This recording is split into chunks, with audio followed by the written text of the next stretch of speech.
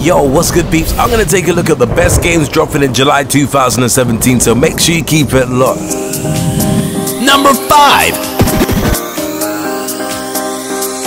Yo, I'm not gonna lie, I've been dying for a Pikmin 4 game that I thought was actually gonna be coming to the Nintendo Wii U, or at least a launch title for the Nintendo Switch, but I guess the closest thing we got to this stream is Hey Pikmin on the Nintendo 3DS. The game will be coming out towards the end of July and seems like a decent enough investment if you're still rinsing your Nintendo 3DS at this present moment. Apparently the game isn't really a resemblance of the previous Pikmin games, as it's more like a side-scroller, which might not be a great thing to some of the fans of the series, but unlike the previous Pikmin games, this is an action game that will make you think fast and use every Pikmin to overcome anything that stands in your way. All in all, whilst this game is on my hot list for July 2017, I'm personally not sure if I'm going to get an opportunity to buy this game, simply because I don't really play my Nintendo 3DS as much nowadays, but that doesn't mean the game isn't worth giving a try. So I do say, for those who love Pikmin and still playing the Nintendo 3DS, by all means make sure you check this game out in the month of July 2017.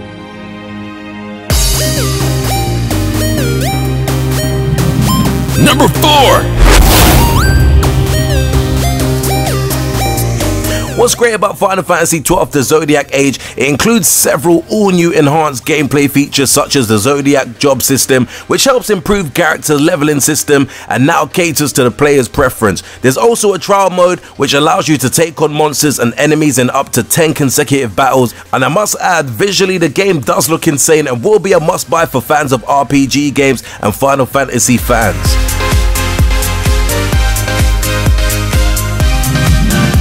Number 3. Yo, everyone who played Splatoon on the Nintendo Wii U would have had a great and fun time, and know that that game is definitely in need of a sequel. And thank the Lord that we've actually been granted with a sequel on the Nintendo Switch in July 2017. For those who don't know what Splatoon 2 is basically about, it's a multiplayer shooter, so basically it's a Call of Duty meets paintball. What's great is Splatoon 2 will have new stages, new fashions and new weapons, so there's plenty in there to justify grabbing this game if you own a Nintendo Switch. Number 2.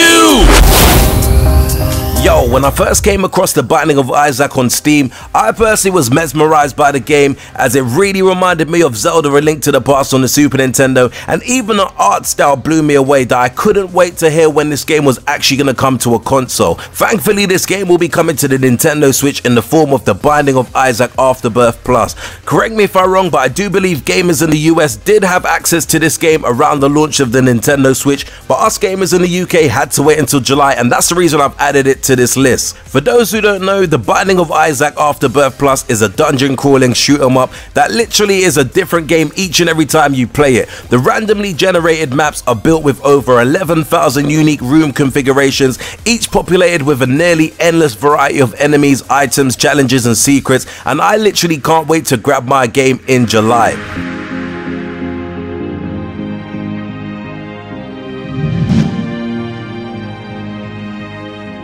Number 1.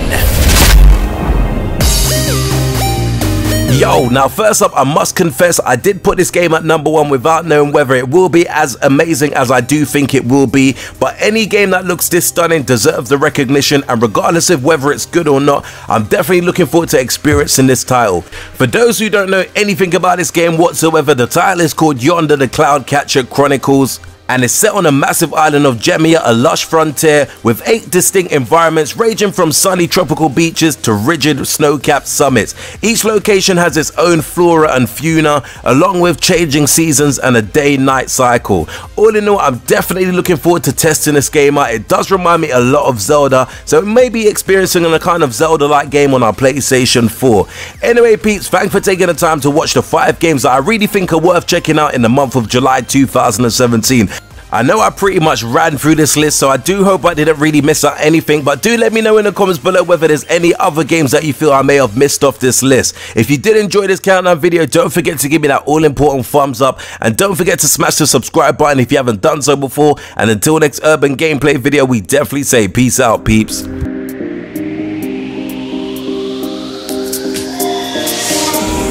Make sure you hit that like and subscribe button for more cool urban gameplay videos.